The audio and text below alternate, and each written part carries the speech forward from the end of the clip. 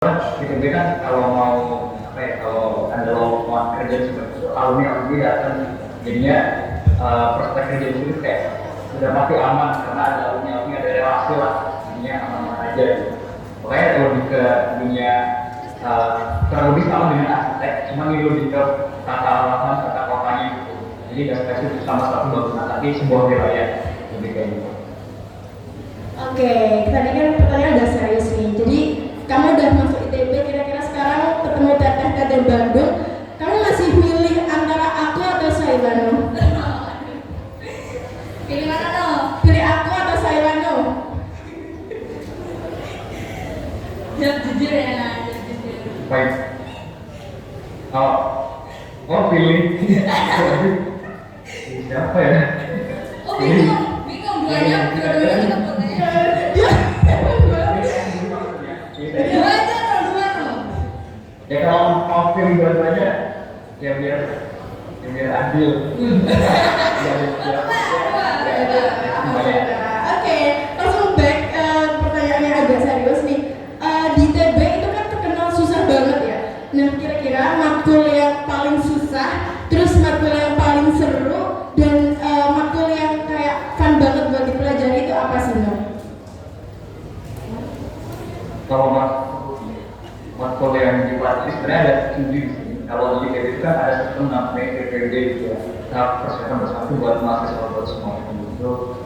Ya ada 7, dan kalau susahnya sendiri pasti semuanya ada susah sebenarnya sih.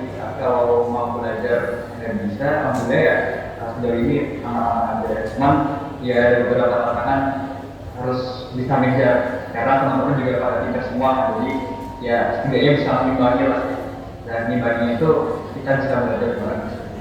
Maksudnya kurang lebih sama semua sih. Kalau susah sebenarnya kan ada di sini tuh bagusnya dijadikan yang kalau yang baru itu ada professional thinking. Maksudnya kan nggak ide aja, tiba-tiba di sini ada belajar coding. Maksudnya kayak di ternyata itu pakai tentang di PWK. Jadi di PWK kita ada special analysis, data analysis. Jadi analisis sebuah spasial kota, sebuah kependudukan dan wilayah tata kota kan itu ternyata juga pakai coding, dan itu ya keren juga. Itu kayak hal yang baru, yang ilmu baru yang itu dan Oke, udah di spill nih matkulnya apa aja, gimana. Terus mungkin kita pengen tahu cara belajar efektif selama di ITB itu gimana sih? Gimana? Apakah tidak tidur selama 1 hari atau tidak tidur 2 hari? Gimana Nano belajar efektif di ITB biar survive di ITB yang katanya susah banget itu? Mungkin bisa di-spill ke adik-adiknya yang mungkin minat buat masuk ITB, no? Oke, siap. Buat video seperti yang gue sampaikan sebelumnya, di sini itu alhamdulillah orang-orangnya teman-teman itu kooperatif. Jadi walaupun kalau dirasa di SMA itu dapat mata pelajaran ini, ini kan kayak tadi komputasional tinggi, ternyata teman-teman yang lain itu pada dapat TIK di SMA ya, sama kan sekolahnya kebetulan teman-teman itu top di Indonesia kan.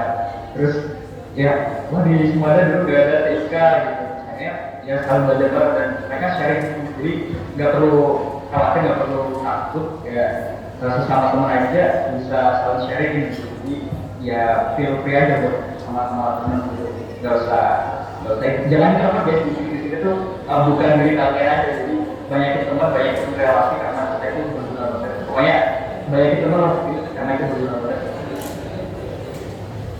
Oke, siap-siap. Berarti teman itu kunci ya, karena jujur emang bener banget guys, kalau kuliah itu teman itu kunci. Jadi kita tuh gak ada yang circle-circlean kayak mereka datang dari berbagai daerah, berbagai background. Nah, itu adalah kesempatan kita yang kayak dari sekolah yang mungkin biasa aja, yang kurang top, itu bisa ambil ilmu sebanyak-banyak dari mereka. Jadi bener banget tips dari Nana tadi, yaitu perbanyakin teman dan relasi. Oke, kan ini kan kayak beberapa kampus juga lagi masa UAS kan ya. Nah, kira-kira mungkin kamu bisa spill UASnya di ITB itu gimana sih? Apakah semengerikan itu atau kayak ya udah ngerjain aja gitu, gimana nih?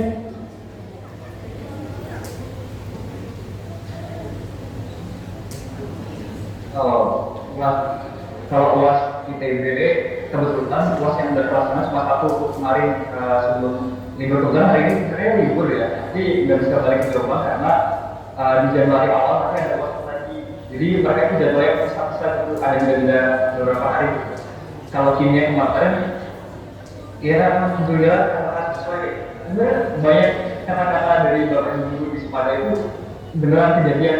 Jadi kalau kalian sekarang dapat tugas nyatet banyak, terus makin soal banyak, itu benar banget ya. Jadi di sini aku bawa dari Jombang itu bikin paket buku-buku SMA, catatan dari ketua masa kelas sama Laminyati, sama Bu Betty, sama Bu Titi Riau, semuanya itu pakai. Jadi itu ilmu banget jangan di tip balik itu kalau kelas materi kurang bisa pakai SMA, cuma ada tambahan karena di sini lebih spesifik aja dan alhamdulillahnya kalau dapat dosennya ini dosen yang enak karena langsung dia ambilnya dapat dosen yang enak jadi ya masuk aja ya bisa nangkep lah materi yang dulu sampaikan kuatnya sih ya kayak tadi ya materi kayak SMA cuma karena lebih rinci lebih spesifik gitu. Oke, jadi kalian kan bisa tahu sendiri ya kalau catatan dari SMA sangat berguna banget. Jadi mungkin bisa dilengkapi catatannya. Iya, mungkin sekarang kalian merasa sambatan terus ya Allah catatannya wah katanya sebenarnya itu berguna banget ternyata buktinya dari Nano aja bilang kalau ternyata berguna loh catatan Pak Ruspandi, catatan guru-guru lainnya, Bu Titi yang benar-benar banyak banget itu ternyata berguna banget waktu kuliah. Nah, mungkin next question kan ini mungkin teman-teman kamu apakah dari SNBP semua atau UTBK gitu dan mungkin kamu tahu skor UTBK teman-teman kamu yang udah keterima di ITB itu kira-kira berapa sih?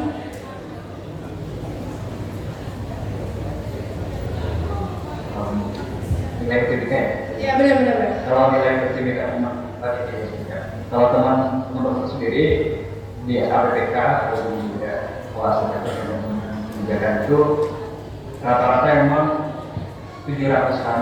Ada sih 600, tapi 600 yang hampir 700 kayak 670-an gitu. Kalau di fakultas yang lain ada sih bisa juga ada yang 200. Jadi keren-keren mereka. Ada juga kalau fakultas lain yang lebih top lagi, contohnya di stay itu anak-anak apa ya, anak sosok kayak jalan di luar nalar gitu. Itu skornya di 800-an kalau karena yang sekedar 700 tapi udah 800-an.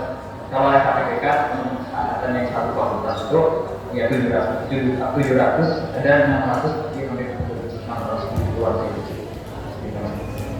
Oh berarti sekitar 700-an ya. Tuh dengerin ya adik-adik. Ternyata buat cari skor amannya sekarang itu 700-an.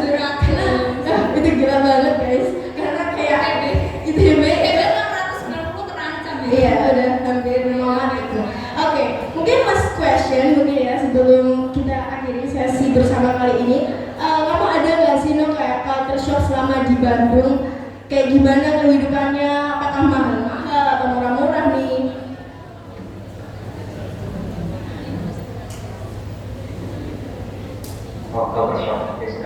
Kalau culture shock di Bandung sendiri sebenarnya salah satunya itu orang-orangnya sendiri ya. Kira ini itu karena di sini kan kota ibu kota di Jawa Barat ya. Kira juga harus sampai Surabaya jadi yang mesti rame tapi ada ya.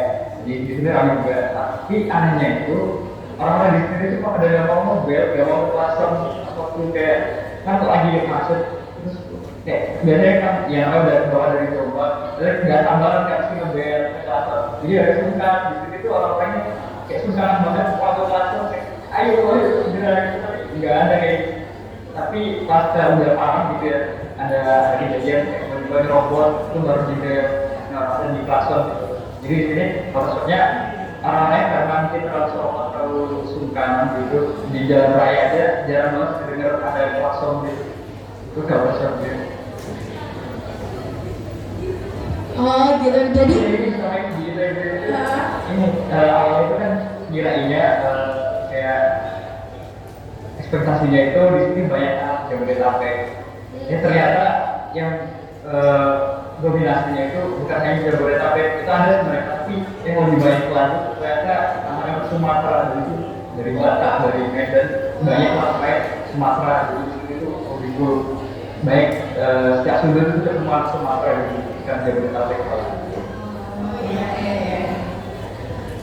berarti ini agak yang berbeda nih, ternyata banyak anak Sumatera ternyata di sana ya, aku juga baru tahu sih. Ya oke Nano, thank you so much udah ngeluangin waktunya bersama PB kali ini. PB passwordnya, happy ya, hari-hari, amin. Oke, enggak, ya dia udah nggak bisa dengar suara kita nih, saya udah, ya udah narsis banget udah. Oke, ada dia, terima kasih banyak atas kesempatan dan waktunya. Mungkin segitu dulu dari aku dan Saira. Sekian, terima kasih. Selamat pagi, dadah. Boleh diberikan tepuk tangan lebih meriah lagi untuk Farida dan juga Sarah. Dan ini ternyata keduanya pernah deket ya sama Mas Nano ya. Pernah menjadi sahabat yang baik, pernah menjadi sahabat spesial mungkin mereka berdua tidak ya. Bagaimana teman-teman, masih semangat? Masih semangat? Saya pengen dengar teriakannya semuanya. PB Education mana suaranya? Keren banget, luar biasa. Sebelum kita ngobrol-ngobrol asik bersama keluarga besar dari PB Education, kita break sejenak 15 menit.